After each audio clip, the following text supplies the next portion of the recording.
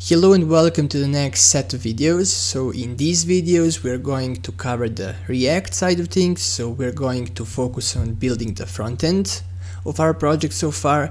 So just a quick disclaimer, these videos aren't supposed to teach you React like inside out. I will be working on the entire series for just that, and I'll cover like all the basics and advanced concepts and stuff like that. So it is assumed that you have some React knowledge so far, but you're mostly interested in how you can like make everything work together and how can you talk to the backend and keep a track of your tokens and etc. Okay, so over here I have one diagram, and this is how our development setup is going to look like. So let me try to make sense of all of this. So we are going to use the Create React application that is made by React team and like the community, and that application is going to allow us to like not worry about all the development setup, the configuration behind the webpack, bundling and all sort of things like those, but instead we'll have like all of that in one piece that we can like really quickly use and cover some ground quickly. So over here we have like front-end piece that we're going to actually be working on in the following videos, and we have the backend piece that we already worked. So the backend piece, I don't think I need to do much explaining here, as you already like went through all of that, I hope. So the front end, as I said, we're going to be using Create React application, and that is actually going to bring development server. So during the development setup, we're actually going to have two servers. So the backend server, I mean, it is already a server, but like the front end is also going to be a server. And why do we need a server there? Well, to be honest, it's mostly for us, for the developers. So whenever we will make some changes, for example, that development server that Create React app brings will automatically like reload the page and whatnot. So that is the approach that we're going to use in the development setup. Also, like behind the scenes, the Create React app is going to be creating this bundle.js file that contains all of our code. So now this is a bit this is a weird spot for me, because I know I said I expect you to know some of the React things, but like learning React was a bit confusing for me at the start. So I just want to take a few minutes and maybe like explain what's going on in case you've been dabbling with React, but it's perhaps still a bit confusing. Like, so here's what's going on. Like at the end of the day, like React application is really like one HTML file. Let's call it like index.html. So then what we actually do is we make a series of JS files so that we have like easier job developing it. We don't want to have like one huge JS file. So we have a lot of directories, files within those directories and whatnot. But at the end of the day, the webpack that is contained within this Create React application is actually going to take all of those JS files from all of those folders and whatnot, and it's going to put all of that code into just one JS file. Okay, now there is something that you can do. It's called like modularizing your JS file. So you can break that into several different files for optimization purposes, but we won't go there now. So just remember that at the end of the day, no matter how many JS files you worked on during the development, when it comes to actually like the deployment of your application, it's going to be in a single bundle.js file. And then remember that index.html file that we talked about. Well, that index.html file will actually have like a script tag, and we'll have a reference to that file, and that's about it. So you have one HTML file and you have one JS file, and that JS file is included in your HTML file, and the rest is magic. Okay, so I'm joking, it's not magic. So hopefully like that shed some light, because this Create React app is going to have like a bunch of dependencies, hot reloading and whatnot. But just remember that even though we have all of those like features at our disposal, at the end of the day, we are just like producing a single JS file, a single index.html file, at least in the single page application world, and that's about it. So our front end over here is going to be communicating with our backend. will have a bunch of actions in Redux terminology, and will communicate using the axes between those two things. So during the development, we, the developers, will have both the front-end server running and the back-end server running, and then whenever we navigate to some like URL like localhost colon 5000 for example, we'll see it all working nicely together. Okay, so now let's see what will happen when we actually like deploy this application and when some like real user like goes to your site. Okay, so then the picture is a bit different. See, now we don't have really two servers, we have one server for our backend as we did previously, but for the front end this time we don't really need a server, we just need that bundle.js file coupled with index.html file, and we can like deploy that to some static hosting sites that are out there. And for example, we can use domain name, say like oursite.com, to point to that like static content that will be served to our clients. And our backend, we can host it to some like server like AWS, DigitalOcean, sites like those.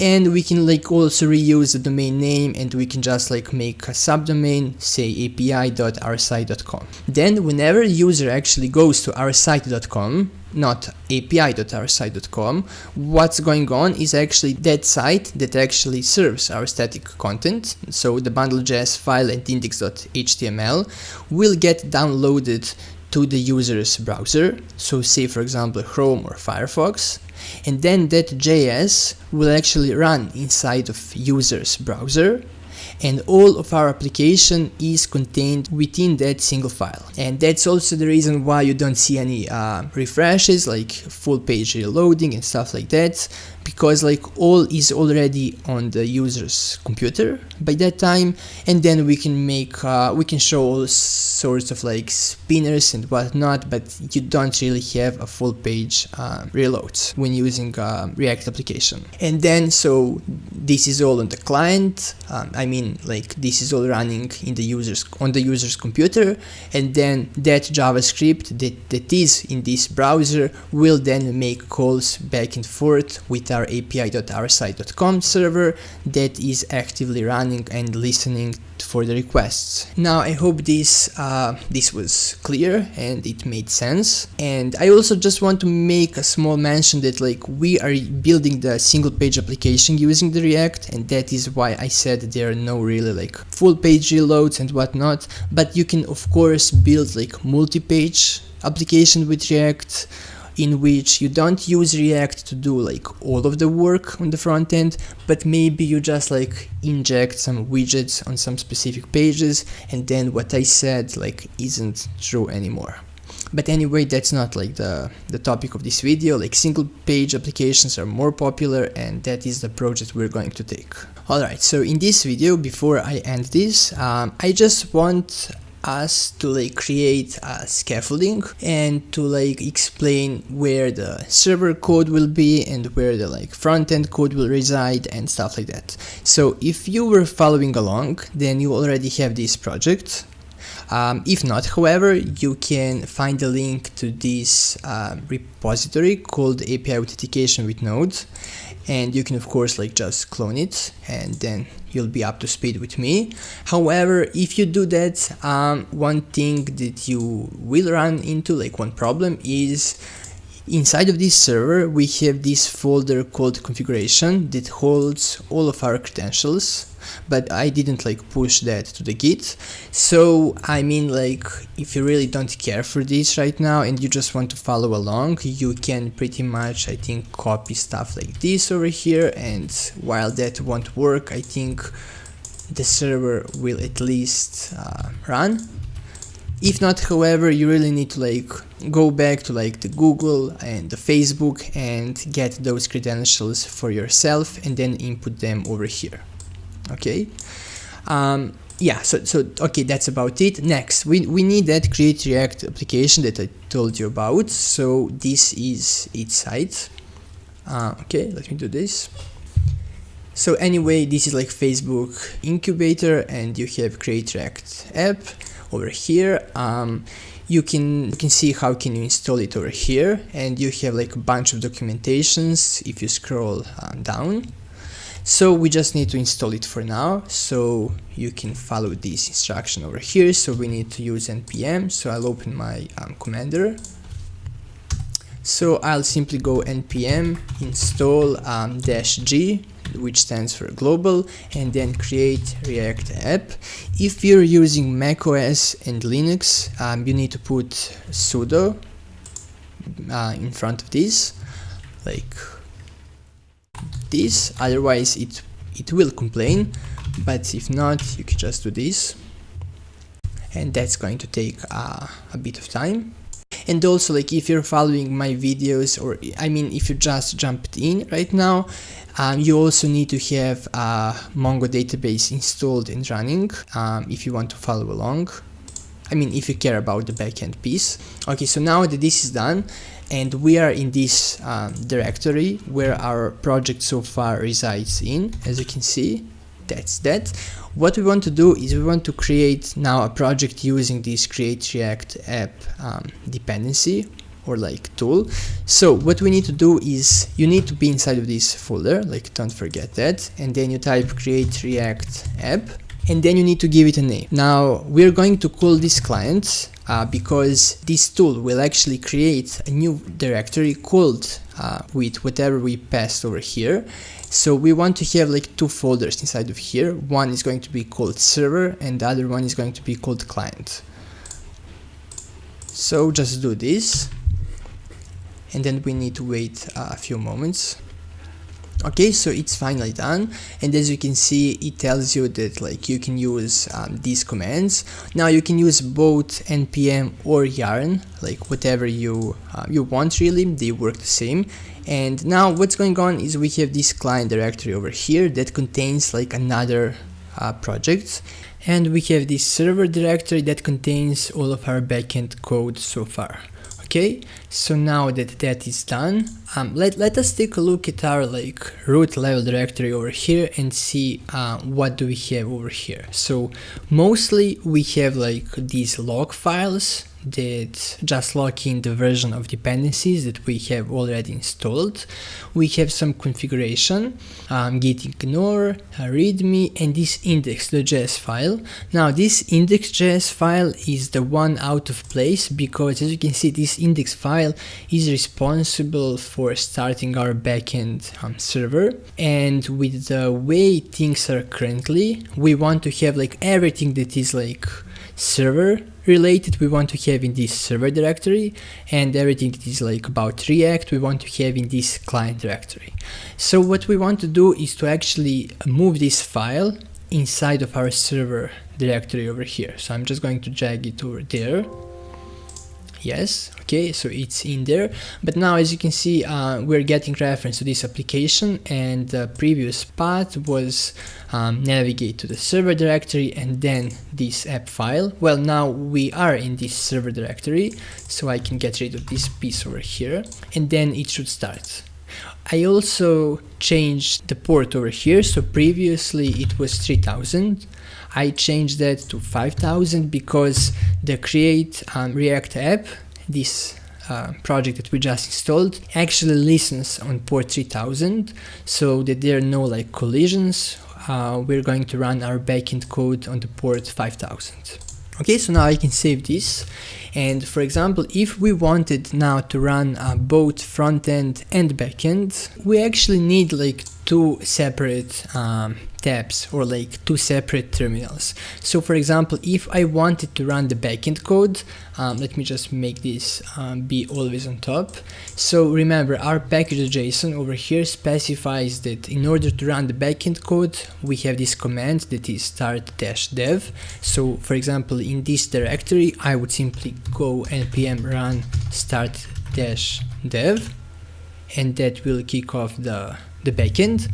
But if we wanted to, okay, great, so you see this error over here. Well, we just moved this index file, and as you can see, we have this command over here that starts that file, but now this file isn't at the same directory level where the package.json file resides in.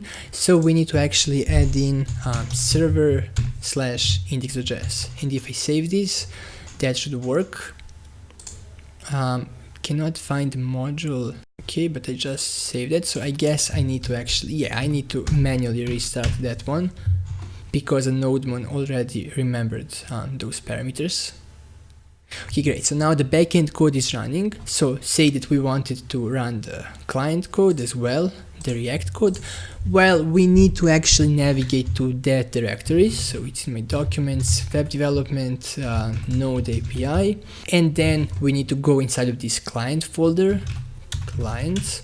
Okay, and over there we can check its package.json file, and you see we have this start command. So we would type npm start, and that will work. So whenever you type npm start, this will kick off the entire React scripts, dependency, and a bunch of other things, and you will actually have this browser window that will open automatically for you.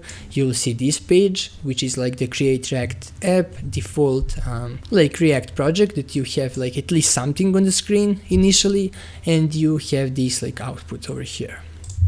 And of course, like you see here, to create a production build, use yarn build or npm build, and that will actually produce those files that I discussed about in the introductory part of this video. So now this is all fine and dandy, but like it gets boring to like keep track of like 2 different tabs, and like every time you want to make some changes, or like you start a new day and you want to like continue working on this project, you need like separate terminals. So we're going to fix that with a dependency that is called concurrently.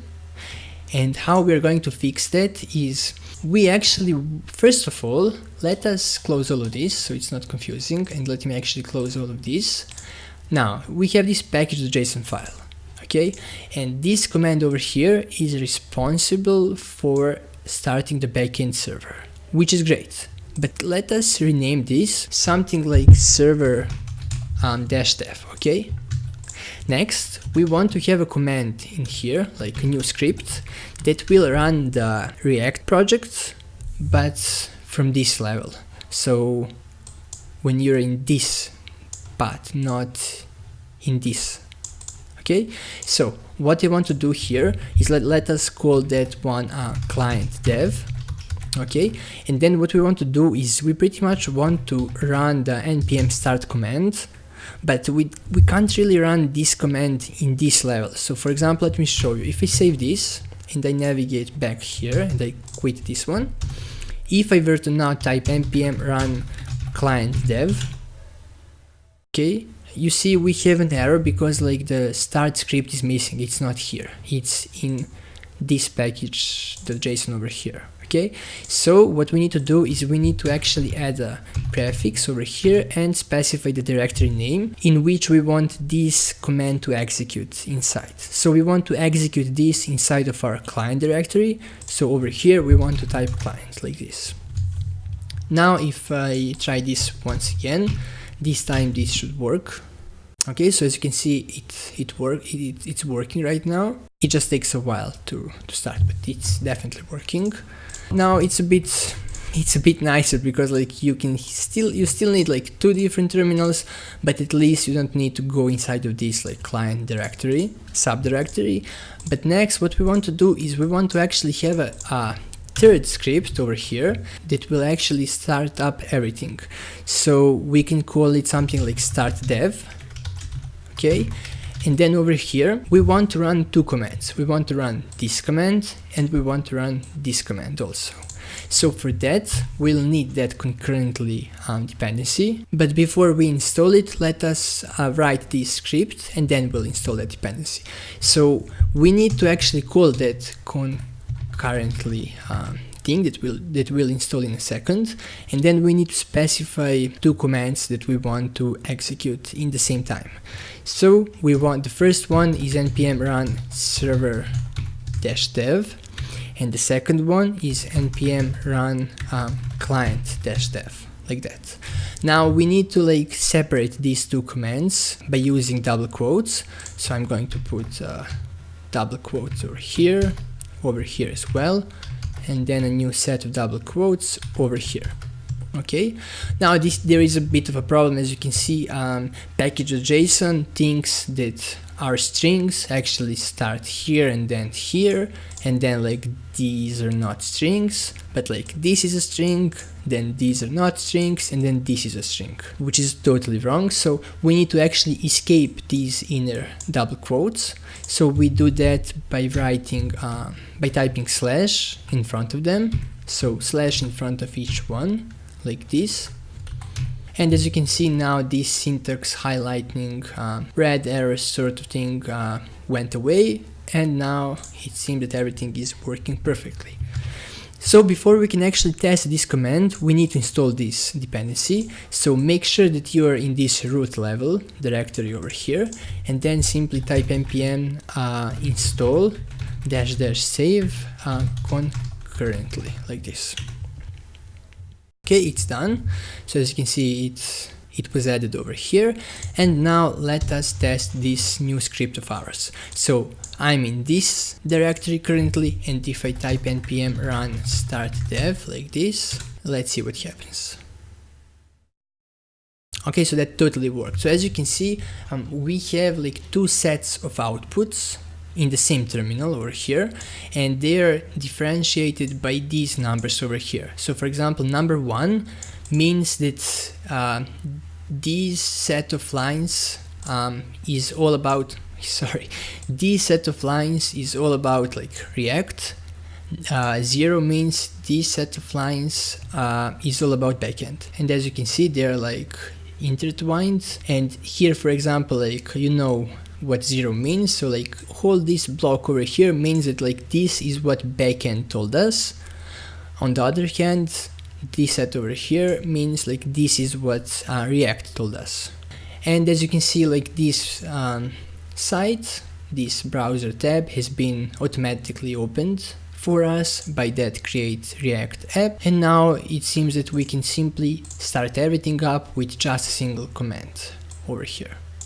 So that's great. We no longer need a separate terminal window to do the same thing. And the last thing that I wanted to do in this video is, perhaps you've seen that inside of this client directory we have this readme file, which we don't really want or need, because like this is the readme file that will go to the GitHub. So we can simply get rid of this one. So I'll delete that one, and that's that. So in this video we covered the type of architecture that we're going to use with this React. I briefly mentioned how React and our Node backend are going to work together on the development setup and also on the production setup. I also briefly mentioned, like, in case you were confused about React, like that at the end of the day it's just like a few files, that's all. You just have all of these different files over here for like better development experience. And at the end we also made this scaffolding, so our project so far has a clear separation between the server code and the client code.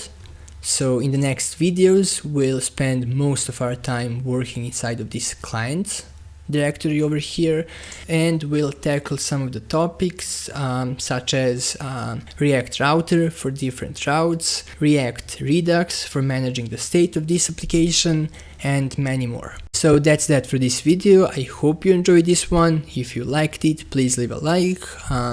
If you really loved it, please subscribe. You'll be notified about the next episodes that are about to come, and I'll see you in the next video.